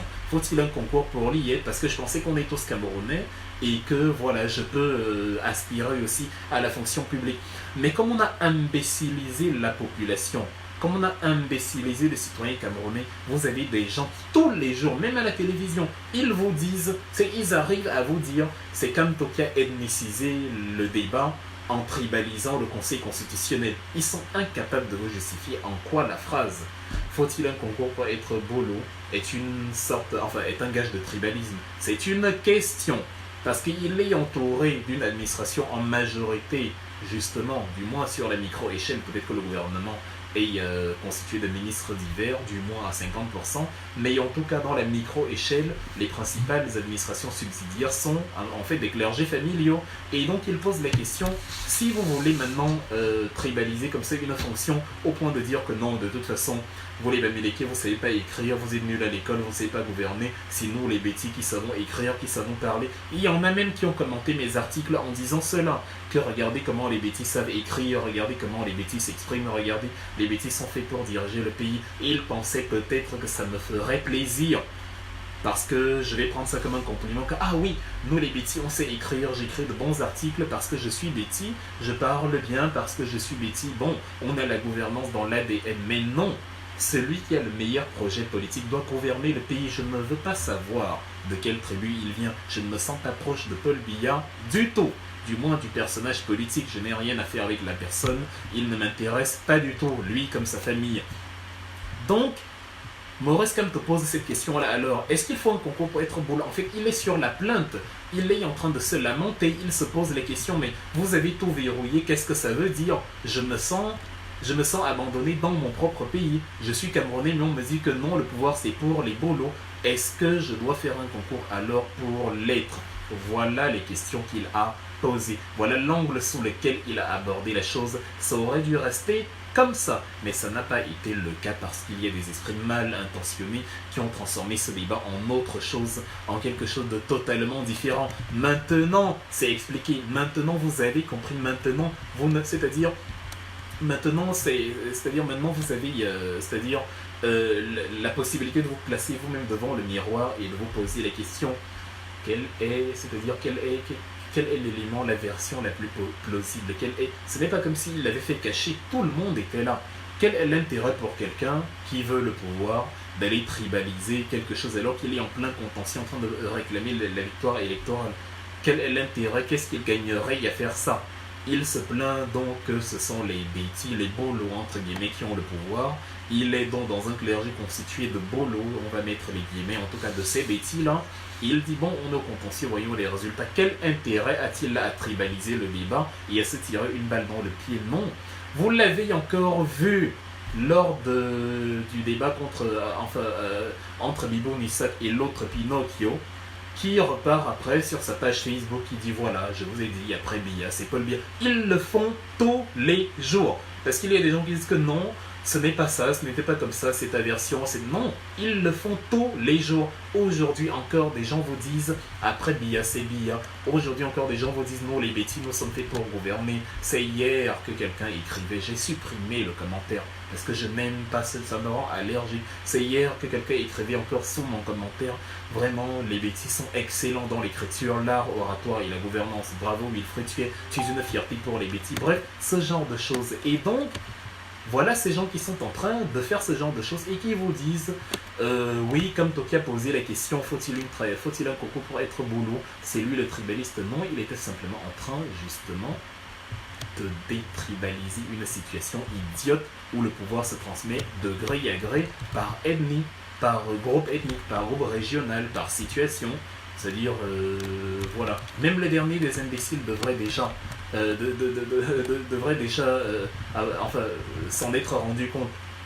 Malheureusement, parfois, on est dans une sorte d'imbécilité volontaire, pardonnez-moi de dire ça comme ça. Mais voilà, c'est-à-dire, c'est un peu ça. Et d'ailleurs, quand il dit bolo, ce n'est pas comme s'il parlait de... Enfin, en fait, que celui qui veut comprendre, comprenne. Que celui qui refuse de comprendre ne comprenne pas. La plaidoirie de Camto, ce n'est pas... Il y a des gens qui disent, je crois que quelqu'un vient d'écrire là un truc du genre, ce n'était pas le moment, mais sortez de, comme j'ai dit, sortez de l'imbécilité volontaire. Le RDPC veut définir quand les gens marchent, en tout cas le RDPC et ses soutiens, ils veulent définir quand les gens marchent, quand ça l'arrange pas, il dit c'est trouble à l'ordre public. Il veut définir le contenu de vos revendications, il dit non au hold-up électoral, ce n'est pas un motif de revendication. Ils veulent aussi définir les mots que vous utilisez dans votre plaidoirie au Conseil constitutionnel. C'est-à-dire, voilà, on dit non, il ne fallait pas qu'ils disent ça. Mais attends, lorsque Amadou Ali, ex-premier ministre, disait « Aucun Bamileke ne sera président du Cameroun », prenez la balance et mesurez les deux expressions. La première est passée comme une lettre à la poste. Vous étiez muet comme le cimetière de Mousso. Mais maintenant que quelqu'un pose une question en réaction avec ses comportements, en réaction avec ces gens qui disent que lui, le Bamileke, ne sera jamais président, vous dites la question n'avait pas sa place. Sortez de l'imbécilité volontaire et permettez-nous d'économiser de l'énergie. Sortez de là, raisonnez. Enfin, j'ai dit ce matin, je suis allé faire des courses et j'ai acheté quelques paquets de raisins. C'est-à-dire, vous voulez donner les mots aux gens, choisir les jours où ils vont marcher, choisir les mots d'ordre, choisir les revendications, mais c'est incroyable. Soyez activés là-haut, ça sert à quelque chose. Le cerveau est là pour cela. Le cerveau est là pour servir. Servez-vous-en. Donc, pour clôturer, parce qu'on ne va pas tergiverser dessus une éternité, en fait, j'ai établi assez les faits. Celui qui veut rester dans l'aveuglement volontaire, qu'il le fasse, bien lui en prend. Mais en tout cas, c'est de cela qu'il s'agit. Et maintenant, je vais terminer, je vais sortir avec le projet justement que j'ai lancé et ça va nous permettre encore de comprendre certaines choses ici. Je vous y invite d'ailleurs pour ceux qui sont au Cameroun, en fait ceux qui n'y sont pas, relayez-le s'il vous plaît. Il est ouvert aux MRCistes, mais ce serait bien si tous les Camerounais en tout cas pouvaient y participer. Ça se passe à l'hôtel Angelina à Douala le 3 août, c'est le projet JIP, Journée d'éducation et d'éveil politique. J'ai demandé à Maître Roland Djou, bon je vais regarder sa réponse là tout à l'heure, d'être l'un des instructeurs. J'ai aussi demandé au génial et très talentueux Serge-Éric Djou s'il est libéré de ses activités académiques, s'il peut justement assurer l'instruction parce que j'aurai besoin, c'est une sorte de conférence avec 3-4 instructeurs qui vont justement partager avec les individus présents sur la communication politique. Vous avez vu comment Roland Djou, ébloui par sa classe à la télévision chaque semaine et son capital de connaissances, il va justement recentrer le débat sur la façon dont il faut comporter sur et en dehors des réseaux sociaux, comment résister aux insultes, comment éviter les attaques de personnes, comment éviter de tomber dans la diversion que ceux du système mettent en place pour nous empêcher de discuter des vraies problématiques. La crise des devises, le déficit d'importation du Cameroun, le déficit public dans le budget, les contrats frauduleux avec les entreprises étrangères, la présence de Bolloré fumeuse, on nous parle d'un TGV, les gens ne savent même pas comment le TGV fonctionne. Vous allez construire les caténaires, comment, et les alimenter avec quelle électricité quand vous n'arrivez même pas à fournir l'électricité domestique aux gens. Un TGV en France va à une vitesse de 320 km à l'heure. Vous n'arrivez déjà pas à sortir de Douala en voiture en moins de 3 heures des embouteillages. Vous voulez construire le TGV, toujours des quais, toujours des programmes toujours hors sujet qui n'ont rien à voir avec ce que le Cameroun a vraiment besoin. On fabrique des maquettes, on envoie, on impressionne, on dit ah, regardez le président Paul Biya travaille. Pour ne donc pas parler de ces thèmes-là, on vous envoie dans les tribalismes, on vous dit que Kamto est tribaliste, tel est tribaliste, et les tribalistes même de tous bords ne nous facilitent pas encore les choses, parce que comme j'ai dit, les tribalistes viennent absolument partout, c'est-à-dire les Ewondo, les Bolo, les Bassa, les Bafan, c'est-à-dire ils sont, quelle que soit l'identité, quelle que soit l'origine, le tribalisme il est universel et je le condamne totalement. Je ne suis ami d'aucun tribaliste. Le temps, je lis pas les commentaires, mais en tout cas pour ceux qui écrivent dans ce live, bon, je vous invite. Ça ne sert à rien si vous insultez, si vous faites je sais pas trop quoi, je ne lirai pas, je ne vous répondrai pas, je vais simplement supprimer et bloquer. Donc ça ne sert à rien de gaspiller votre encre pour rien. Et voilà.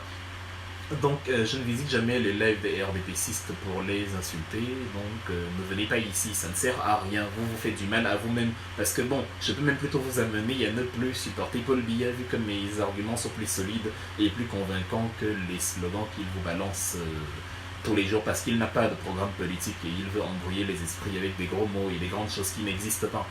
Donc le projet c'est celui-là.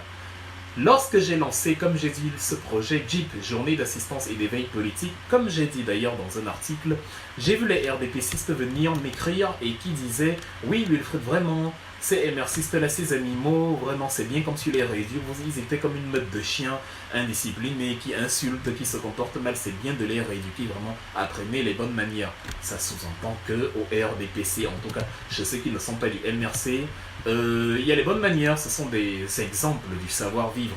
Curieusement, lorsque vous allez voir les réactions par rapport à la photo de Mamadou Mota, vous pouvez faire le compte du nombre de personnes qui étaient contentes, qui s'est réjoui. Oui, c'est normal. Il a soutenu l'Ambazonie là-bas en prison. Ils ont voulu brûler la prison, renverser le pouvoir depuis la prison. Les instructions sont venues de dehors. Bon, je sais même pas pourquoi personne n'a encore dit que c'est Kamto qui a mené la révolte de Kondengui. Bon, moi je vous fais alors le scoop. C'est Maurice Kamto qui a lancé la révolte de Kondengui. Donc voilà, c'est pour déstabiliser le... Bref, comme d'habitude, c'est lui. Vous savez qu'il a ça dans l'ADN.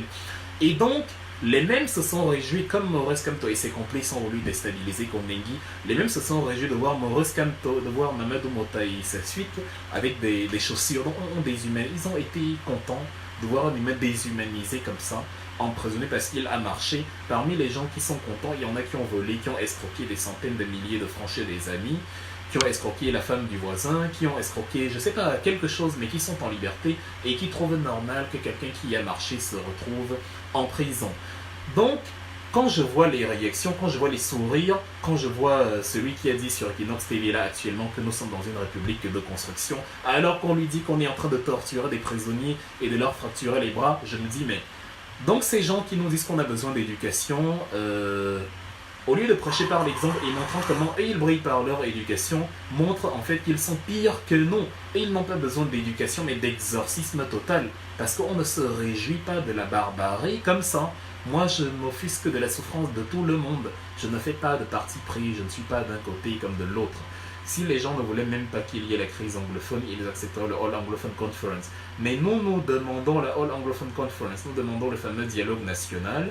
Et ceux qui disent qu'ils ne veulent pas les morts, eux, ils refusent le dialogue national. Donc, c'est eux qui veulent que la guerre continue. Et c'est les mêmes qui nous disent... Quand un Ambazonien tue un militaire, vous n'êtes pas content. Mais depuis quand? Qui m'a vu me réjouir ou de la mort d'un militaire, ou de la mort du journaliste dont la tête traînait, ou de la mort de la fille qui a été fusillée sur la tête des meilleures personnes? Ce n'est pas les témoignages, les témoins oculaires, la famille et les voisins, tout le monde a témoigné que c'était les forces républicaines qui étaient l'auteur de tout cela. Donc, ils sont en fait plus sauvages que nous, mais ils nous disent que nous, on doit aller à l'école. que oui, on était extrémistes, on était barbares, il fallait éduquer tout le monde. Non, c'est Paul Biya qui doit éduquer totalement tout le monde. Je ne connais pas de plus barbare que ces gens-là. Quand quelqu'un arrive à vous dire que le pays est beau alors que tout le monde souffre parce que lui, il va bien, mais c'est qu'on est tombé dans la folie. Quand quelqu'un vous dit qu'il faut déératiser toute une zone parce que lui, il a la chance de faire partie de ceux-là qui ont pour l'instant la force régalienne. Souvenez-vous, ça veut dire que le pays ne va pas bien. Souvenez-vous des procès de Nuremberg où les hyper puissants qui se croyaient intouchables sous Adolf Hitler pensaient que le Cameroun était entre leurs mains et qu'ils pouvaient faire ce qu'ils voulaient. Ils ont été finalement écroués parce que la roue a tourné après la Deuxième Guerre mondiale. Certains ont fui en Afrique du Sud, d'autres ont fui aux États-Unis, certains en Hollande, partout. C'est pas vrai, en Afrique du Sud, vous allez trouver des noms allemands. En Namibie, vous allez trouver des Allemands partout. Beaucoup ont fui sur justement la problématique du nazisme. Beaucoup actuellement fuiront. Les exilés d'aujourd'hui ne seront pas les exilés de demain. Les exilés d'aujourd'hui seront peut-être ceux qui tiendront le pouvoir demain. Égard à ceux qui tiennent le pouvoir aujourd'hui, personne ne leur fera rien, mais leur propre conscience, parce qu'elle va revenir. Ils ont beau faire semblant actuellement, ils ont beau ne pas avoir honte actuellement, mais l'instinct de survie c'est automatique. Même un bébé, quand vous le lâchez, il tend à s'accrocher parce qu'il sent la chute libre, il sent la pesante, il sent la gravité et il a tiré vers le sol. Il s'accroche, il ne veut pas tomber, c'est automatique. L'instinct de survie quand ils perdront le pouvoir sera pour ces gens-là de quitter le Cameroun et d'aller se réfugier ailleurs pour ne plus jamais y revenir. C'est eux qui le feront, on ne va même pas les chasser. Donc faites très attention, la roue tourne très vite, beaucoup plus vite que vous ne le pensez vous-même. Dans une guerre, il n'y a pas de bon ou de méchant. Le bon, c'est celui qui gagne la guerre. Vous jouez le rôle des bons aujourd'hui parce que c'est vous qui utilisez la police et tabassez tout le monde. Le jour où la force policière ne sera plus entre vos mains, vous comprendrez que non, vous étiez les méchants depuis le début. Tout était une simple question de rapport de force. Donc, je vous y invite, tout le monde. Ce seront les MRC qui vont vous instruire, mais ayez l'humilité, prenez sur vous et allez y apprendre. Allez y apprendre la leçon du savoir-vivre, du vivre ensemble. Et si vous voulez insulter quelqu'un ou faire de la caricature, justifiez-le. Il y a une particularité avec mes articles, et je l'ai encore dit, quand j'appelle la bande Abia le gang de malfrats, je justifie. Je dis ils ont volé, ils ont fixé une autoroute 44 km à 9 milliards de dollars. Enfin 9 km à 44 milliards de dollars. C'est de l'escroquerie. Je suis désolé, c'est-à-dire c'est simplement de l'escroquerie. Voilà. Il y a rien à faire, c'est de l'escroquerie. Bon, c'est un gant de malfrats, c'est comme ça, on n'y peut rien, voilà. Donc, avant de conclure et avant de vous y inviter, je vais faire une parenthèse sur celui-là qui veut se faire remarquer. Je vais un peu lire un commentaire. Bouzou Zantibar, tu parles bien comme les génocidaires auto qui voulaient se faire passer pour des victimes et on connaît la suite. Vous voyez, celui qui dit ça, ce n'est pas... C'est encore un biaïste qui ne veut pas s'assumer, ce sont la plupart du temps les faux profils. Je suis content de parler bien, je sais que tu viens du Cameroun où on a développé le culte de la médiocrité et où c'est bien de parler mal. Tu préfères peut-être la façon dont Paul Biya s'exprime. Aucune éloquence, aucune classe, aucun rien, avec une voix qui est morte quelque part dans la trachée. Je suis désolé. Je préfère parler bien, c'est agréable à entendre.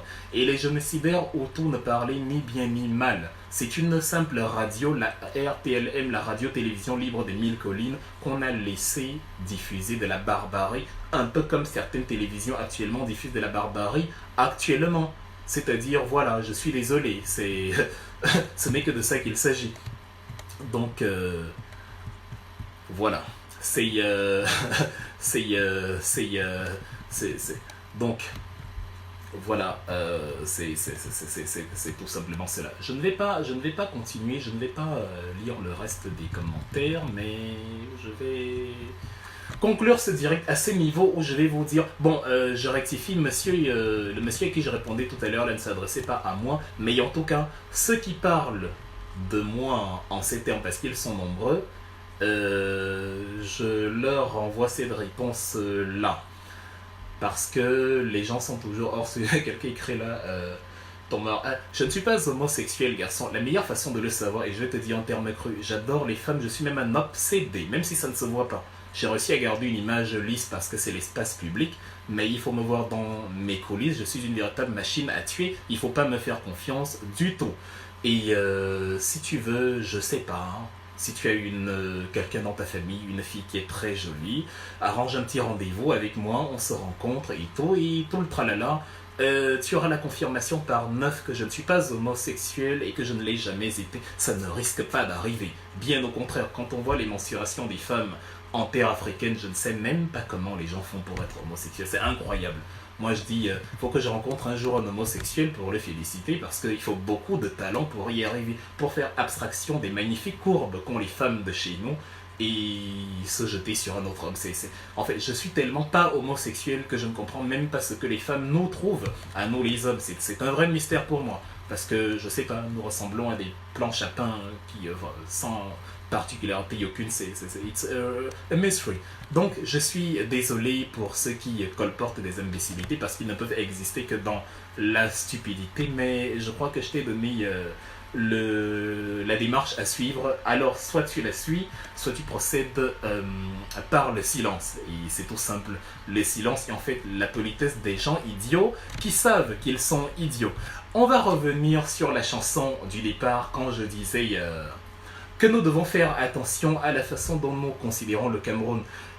La barbarie que vous proférez, que ce soit en commentaire ou en dehors, et qui nécessite justement la journée d'éducation et d'éveil politique, va vous apprendre à communiquer et à justifier vos âneries et à justifier vos accusations. Si tu trouves que quelqu'un est idiot, justifie-le, prouve-le, ne te contente pas de lui dire tu es un idiot et évitez surtout d'attaquer quelqu'un sur sa personne, son physique ou je sais pas trop quoi. C'est la preuve justement que vous êtes idiot. Lui au moins il aura une raison fondée de vous traiter d'idiot, mais vous n'aurez pas de raison fondée de lui apporter l'accusation que vous lui apportez.